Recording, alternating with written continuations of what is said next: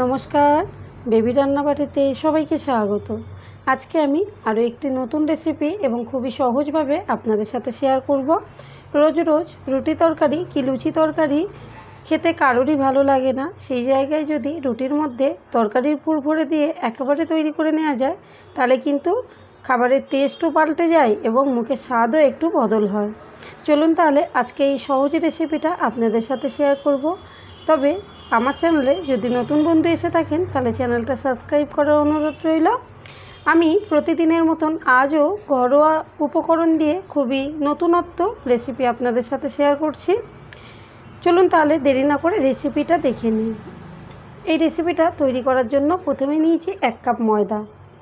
এই ময়দার মধ্যে এখন দিয়ে দেবো স্বাদ মতো লবণ, আর কিন্তু কিছুই দেব না। শুকনো হাতে ভালো করে প্রথমে লবণটা ময়দার সাথে মেখে নেব। তবে ময়দার জায়গায় কিন্তু আটাও ব্যবহার করতে পারেন এই খাবারে। এখন আমি অল্প অল্প জল দিয়ে ময়দাটাকে ঠিক এইভাবে মেখে নেব। মাখা হয়ে গেছে, এরপরে আমি ঢেকে রাখবো 10 থেকে 15 মিনিটের জন্য। ঢেকে একটা সাইডে রেখে দিলাম। এরপরে আমি পুর তৈরি করব, তার জন্য নিয়ে নিলাম 2 চামচ রিফাইন তেল। তেলটাকে গরম করে নেব। তারপরে দিলাম 3 কোয়া রসুন থেতো করে দিয়েছি। রসুনটাকে একটু তেলের মধ্যে নেড়েচেড়ে হালকা করে ভেজে নেব। খুব লালচে এখানে আমি রসুনটা ভাজবো না। হালকা ভাজা হয়ে গেলে এখন দিয়ে দেবো একটা বড় সাইজের পেঁয়াজ, যেটা একটু ছোট ছোট করে কাটা। এর সাথে দিয়ে দেবো টমেটো। একই রকমভাবে দুটো কেটে নিয়েছি। তেলের মধ্যে এখন একটু নরম হওয়া পর্যন্ত ভেজে নেব। ভাজা হয়ে গেলে এখানে আমি দিয়েছি মাঝারি সাইজে 2টো আলু। তবে আলুটা কিন্তু আমার প্রথম থেকে সিদ্ধ করা ছিল। আর দিয়ে দিলাম কাঁচা লঙ্কা। এর সাথে দিয়ে দেবো হলুদ গুঁড়ো, জিরের গুঁড়ো, ধনের গুঁড়ো, আর দিয়ে দেবো স্বাদ মতো লবণ। এখন ভালো করে আলুটা আমি মশলার সাথে এইভাবে একটু নেড়ে চেড়ে নেব। আর এটা 2-3 মিনিট ধরে এখন আমি রান্না করে নেব। যেহেতু আলুটা সিদ্ধ আছে তাই বেশি সময় লাগবে না। পৌনে 1 বাটির মতন দিয়ে দিলাম জল। জলটা দেওয়ার পরে আলুটা ভালো করে জলের মধ্যে এইভাবে একটু নেড়ে চেড়ে নেব। তারপরে ঢেকে আমি 5 মিনিটের জন্য ভালো করে ফুটিয়ে নেব। তবে কাঁচা আলু এখানে ব্যবহার করলে আরও একটু ছোট ছোট করে কেটে নেবেন, তাহলে একই সময়ের মধ্যে রান্নাটা হয়ে যাবে। আমি ঢাকা খুলে তরকারিটা আরও একটু নেড়ে চেড়ে নিলাম। তারপরে দিয়ে দেবো ধনে পাতা। ধনে পাতাটা দিলে তরকারির গন্ধ স্বাদ দুটোই কিন্তু খুব ভালো লাগবে, তাই ধনে পাতাটা দিয়ে দিলাম। আর ধনে পাতাটা দেওয়ার পরে এখন শুকনো হওয়া পর্যন্ত এইভাবে তরকারিটা আমি নেড়ে চেড়ে নেব। এখন কিন্তু আমার তরকারিটা পুরোপুরি রেডি। এটাকে এখন নামিয়ে রাখব। এদিকে আটাটা আমি ঢাকাটা খুলে নিলাম। এরপরে এর মধ্যে দিয়ে দেবো 1 চামচ চিলি ফ্লেক্স, আর দিয়ে দেবো কিছুটা ধনে পাতা। এরপরে ময়দাটাকে এখন বেশ ভালো করে এইভাবে আমি মেখে নেব।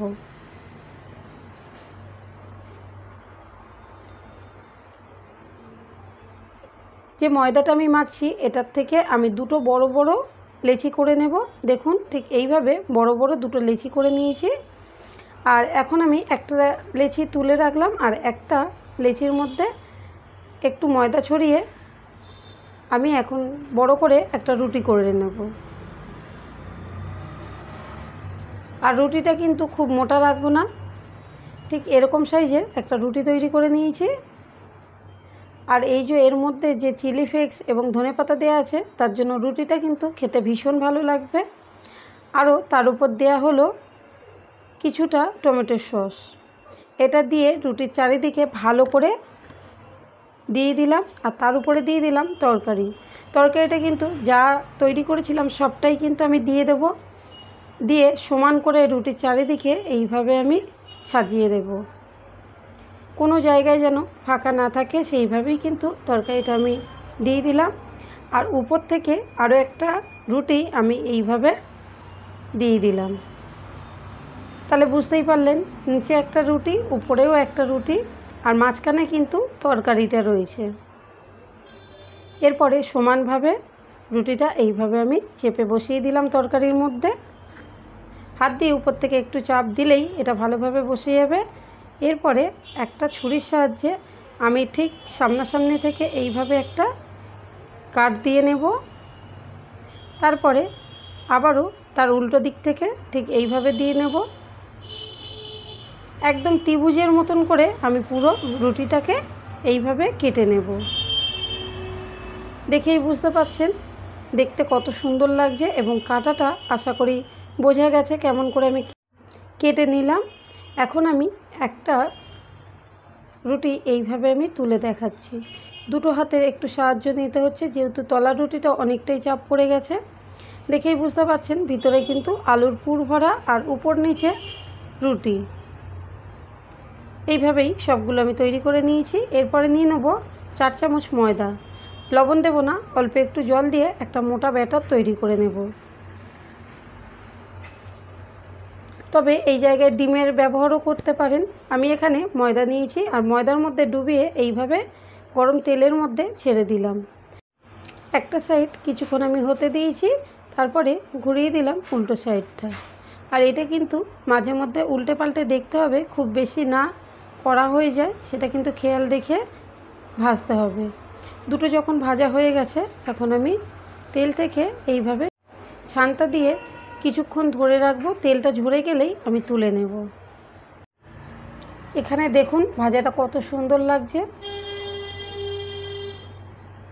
তুলে নিয়েছি। এরপরে আমি দিয়ে দিলাম 3টে। একে একে দুটো সাইড আমি লালচে করে ভেজে নেব। ভাজা হয়ে গেলে একটা একটা করে আমি সব তেল ঝরিয়ে তুলে নেব।